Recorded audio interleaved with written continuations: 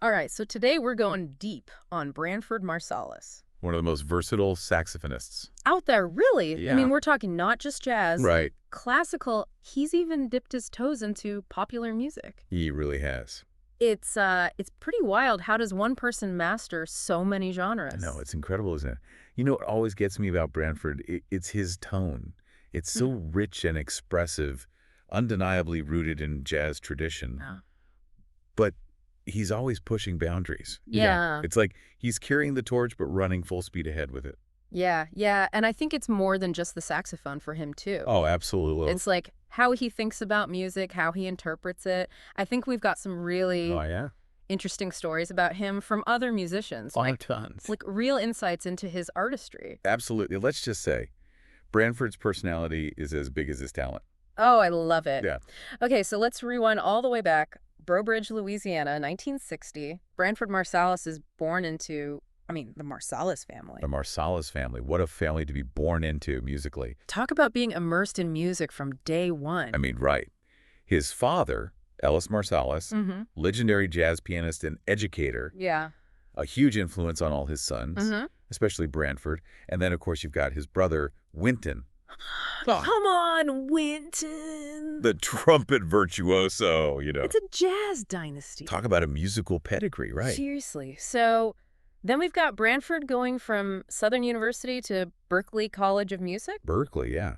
That's some serious jazz education right there. And it wasn't just the classroom. Right. Think about this. He got his start playing with Art Blakey and the Jazz Messengers. Oh, wow. And even Lionel Hampton's big band. That's not theory. No, that's a masterclass in real-world jazz. Talk about learning from the greats. Right. But here's where things get really interesting, to me at least, early 80s. Branford joins Wynton's quintet. That's a turning point. This is a real turning point. It is. They're creating a sound that's going to define They're creating the sound an entire era of that era. Of jazz. Absolutely. But, it's interesting because for Branford, it was also about finding his own voice amidst, a group of already incredible musicians. Yeah, can you imagine? So talk about pressure, but also opportunity, right? It's both. Wild. Yeah. Okay, so now it's the 1980s, and there's this, resurgence of interest in jazz, right? The Young Lions movement. Yes, the Young Lions. And Branford is right in the thick of it. He is, absolutely. What did that movement even mean? Well, the Young Lions, it was about revitalizing acoustic jazz, bringing back that energy of bebop, that fast improvisational style, But Branford wasn't just playing it. He was pushing it forward. Right. And along the way, he's jamming with everyone from Miles Davis. Whoa, wait, hold on. To Dizzy Gillespie, to Herbie Hancock. Playing with Miles Davis. It's unbelievable. That's not just jamming. That's like stepping into jazz history. I know, right? What did he take away from working with someone like as iconic as Miles Davis? I think it goes beyond just the playing, Yeah. You've got to remember Miles was notorious for pushing his musicians really outside their comfort zones. Really? Oh, yeah. He'd give them these cryptic instructions, force them to think differently, almost like a musical boot camp with the greatest jazz musician of all time. So is that where Branford gets that fearless kind of experimental side of his playing? Totally. It's like he's not afraid to try anything. And this is where we see that fearlessness really takes shape, right? Right. 1985, he joined Sting's band. What? For the Dream of the Blue Turtles album and tour. Okay.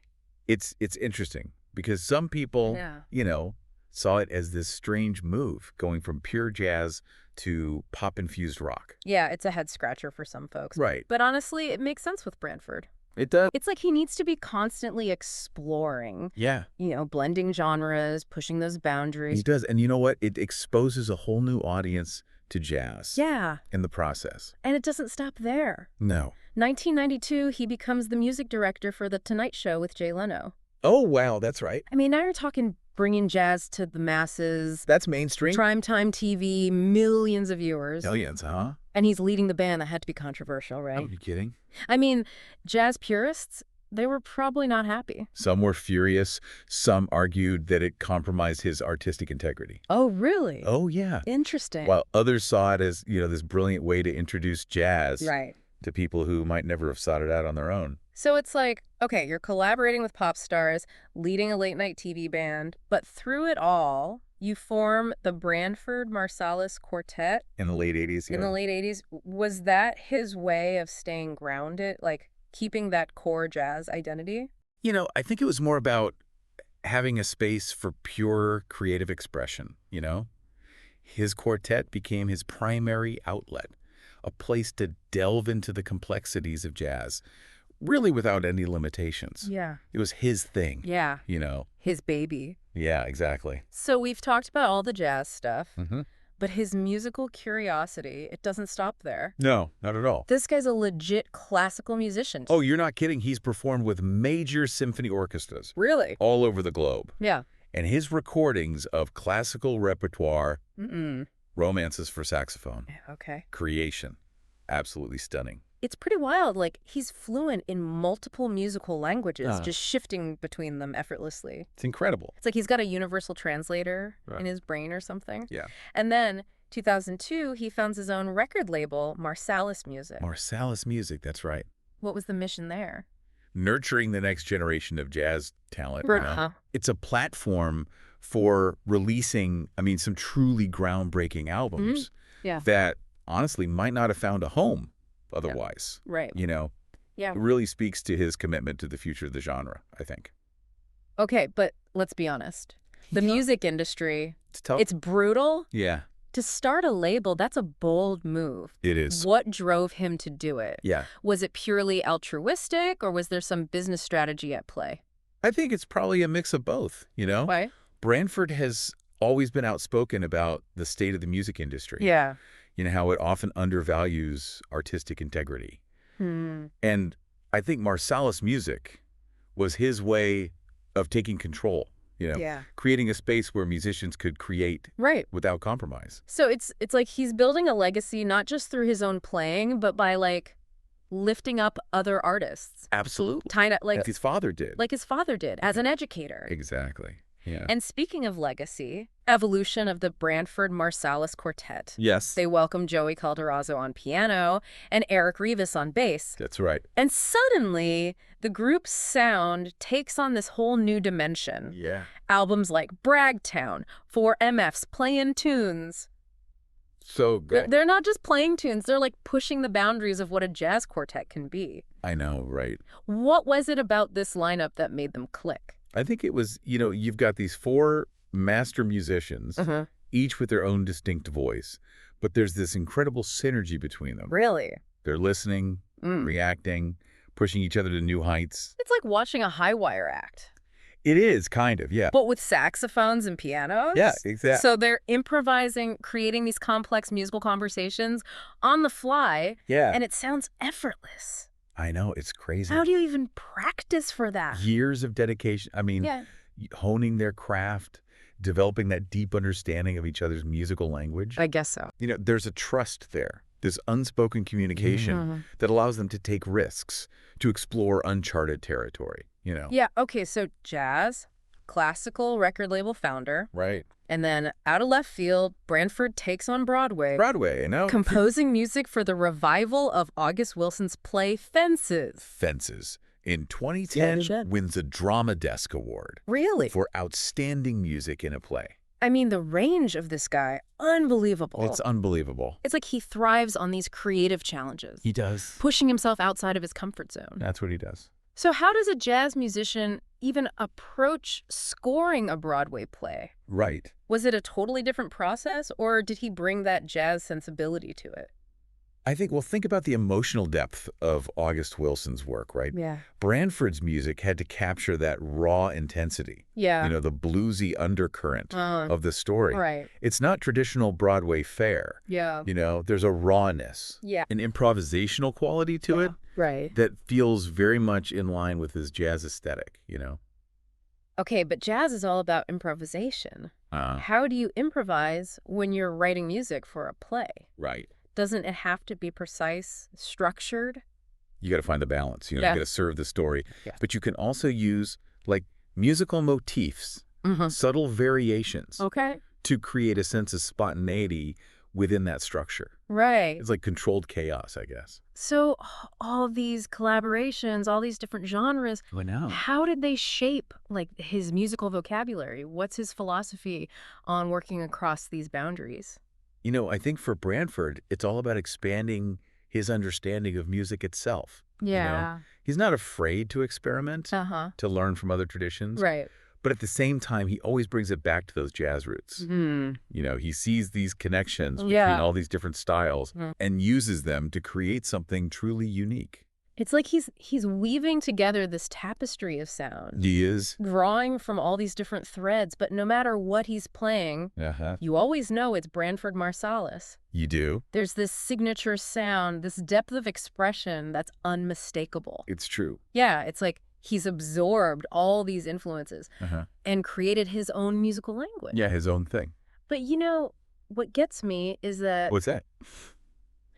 no matter how complex the music gets, Yeah. you can always feel the emotion behind it. Oh, absolutely. That's what separates him from the, technically gifted but emotionally distant players, Right. He can rip through, a blistering bebop solo. Right. But there's always a story being told. Yeah. A feeling being conveyed. It's not just about the notes. Oh. It's about the soul. The soul, the feeling. It's a feeling? Yeah. That's going to be hard to teach. Oh, it is. It really is. It's about connecting with the music on a deeper level, Yeah. And Branford's a master at it. I mean, he doesn't just play the saxophone. He breathes life into it. Okay, so we've thrown a lot of names and genres at the listener today. We have. If someone's like new to Branford Marsalis, Yeah. where would you even recommend they start? Ooh, that's a good question. It depends what you're looking for. Okay. If you want to hear like that raw, youthful energy, Yeah. Go back to his debut solo album, Scenes in the City from 1984. Yeah. Pure, unadulterated Branford bursting onto the scene, That's a great starting point. Yeah. But what about like the Branford Marsalis Quartet?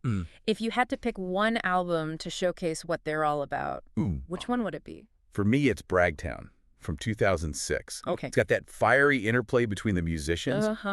Those moments of pure improvisation, I mean, that'll leave you speechless. Yeah. But there's also a maturity, a depth of expression there. Yeah. That shows just how far they'd come as a group, See, I'm more partial to formatif's plain tunes. Oh, yeah. I love the energy on that one. Oh, it's great. It's like they're having a conversation through their instruments. Yeah. But it's a conversation you can't help but dance to. I see your point. That album is infectiously groovy. Yeah. But Bragtown, there's just a weightiness to it. A contemplation that I find really compelling. You can't talk about Branford without mentioning his work on Spike Lee's Do the Right Thing. Oh, Do the Right Thing. I mean, that soundtrack, Iconic. iconic. It's not just background music. It's a character in the film. Absolutely. It captures the heat, the tension, the simmering rage of that story. Yeah. It's proof that Branford's not just a, brilliant saxophonist, but a composer who can evoke, really powerful emotions through music. And,